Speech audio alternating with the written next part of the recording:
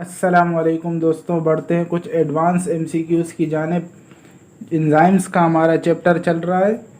The specificity of enzymes due to, enzymes की जो खासियत है, एंजाइम्स का जो स्पेसिफिक करेक्टर है वो किस वजह से है।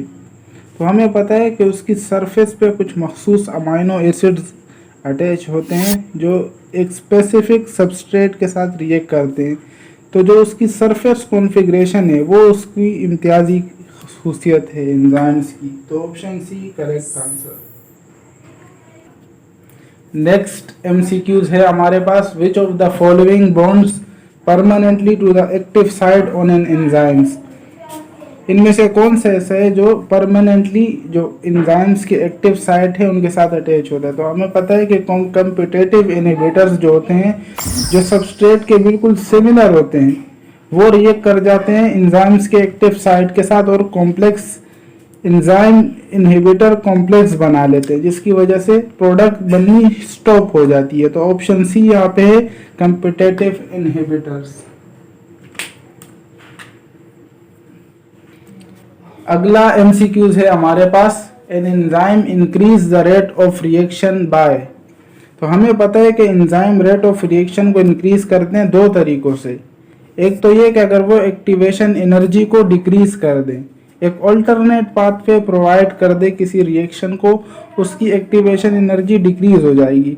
दूसरा तरीका यह है कि वो सबस्ट्रेट के मॉलिक्यूल्स को इस तरह ओरिएंट कर दे कि उनकी एनर्जी वो ज़्यादा से ज़्यादा आपस में रिएक्ट कर सके और रेट ऑफ रिएक्शन इंक्रीज हो सके। जो ऑप्शन बी हमारे पास है, bringing the reacting molecules in precise orientation with each other. Option B is correct answer. अगला एमसीक्यूज हमारे पास काफी ट्रिकी है, थोड़ा मुश्किल भी लग रहा है लेकिन है नहीं। सवाल है which graph represent the change in substrate concentration during the course of enzyme controlled reaction. Enzyme controlled reaction जिसमें एक एंजाइम इन्वॉल्व हो, वो रिएक्शन जब प्रोसीड होता है तो उसमें सबस्ट्रेट की कॉन्सेंट्रेशन ग्राफ के थ्रू हमें बतानी है कि इनमें कौन सा ऑप्शन है जिसमें एंजाइम कैटालाइटिक रिएक्शन में सबस्ट्रेट की कॉन्सेंट्रेशन इंक्रीज होगी या डिक्रीज।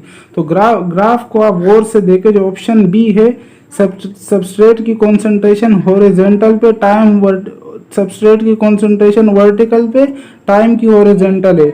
जैसे जैसे टाइम इंक्रीज होता जाएगा सबस्ट्रेट की कॉन्सेंट्रेशन डिक्रीज होती जाएगी। तो जो ऑप्शन बी है हमारे पास, इसमें आप देख सबस्ट्रेट डिक्रीज होता जा रहा है, तो ऑप्शन बी इज करेक्ट। अगला एमसीक्यूज है हमारे पास। Essential feature of competitive inhibitor is its ability to. जो कॉम्पिटिटिव इनहिबिटर्स होते हैं जिनकी साख, जिनकी स्ट्रक्चर सिमिलर होता है सबस्ट्रेट के, तो यहाँ पे जो ऑप्शन सी है ऑक्यूपाई एन एक्टिव साइट। तो जो एंजाइम का एक्टिव साइट होता है उसको ऑक्यूपाई कर लेते हैं कॉम्पिटिटिव इनहिबिटर्स। क्यों? क्योंकि वो सबस्ट्रेट के साथ सिमिलर होते हैं, उसकी सिमिलर स्ट्रक्चर होता है उनकी वजह से। तो वो एक्टिव साइट ऑक्यूपाई कर लेते हैं और इनहिबिट करते हैं प्रोडक्ट को, प्रोडक्ट पर फॉर्मेशन नहीं हो पाती। तो ऑप्शन सी इसका। नेक्स्ट एमसीक्यूज है हमारे पास, जो ये भी काफ़ी ट्रिकी लग रहा है लेकिन चलो देखते हैं क्या।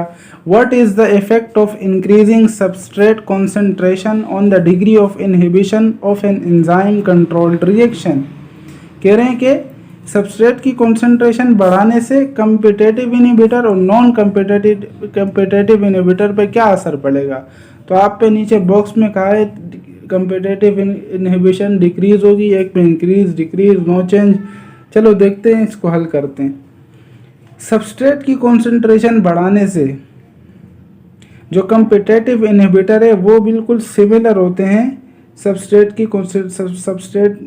के मॉलिक्यूल के साथ बिल्कुल सिमिलर होते हैं। तो इस वजह से अगर हम सबस्ट्रेट की कॉन्सेंट्रेशन बढ़ाएंगे तो कम्पिटिटिव इनहिबिटर डिक्रीज होगा। क्यों? उसको ज़्यादा मौका नहीं मिल पाएगा एंजाइम्स के एक्टिव साइट के साथ रिएक्ट करने का। नॉन कम्पिटिटिव इनहिबिटर हमें मालूम है कि एंजाइम के एलोस्टेरिक साइड पे रिएक्ट करते हैं, उसका कोई वास्ता नहीं होता सबस्ट्रेट के साथ, वो बिल्कुल बैक साइड से, जिसे एलोस्टेरिक साइड कहते हैं, वहाँ पे रिएक्ट करते हैं। तो इस वजह से उस पर कोई चेंज नहीं आएगा। तो यहाँ पे ऑप्शन बी, हालांकि ये पास पेपर में एमसीक्यूज आ चुके हैं कई दफ़ा, जो ऑप्शन बी है कम्पिटिटिव इनहिबिटर ये डिक्रीज होगा और जो नॉन कम्पिटिटिव इनहिबिटर्स है इसमें कोई चेंज नहीं आएगा। तो ऑप्शन बी इज करेक्ट। अगला एमसीक्यूज है हमारे पास, which statement is true for all enzymes. तो इसमें जो ऑप्शन बी है दे रिड्यूस, तो हमें पता है कि एंजाइम्स एक्टिवेशन एनर्जी को डिक्रीज करते हैं, तो ऑप्शन बी है they reduce the amount of energy required to start a reaction. So option B is correct because they reduce the reactions energy. जो लास्ट एमसीक्यू है हमारे पास, lock and key theory was presented by. तो इसमें colon जो है उन्होंने induce fit model दिया था। यहाँ पे option B is correct answer, Fisher ने ये थ्योरी दी थी।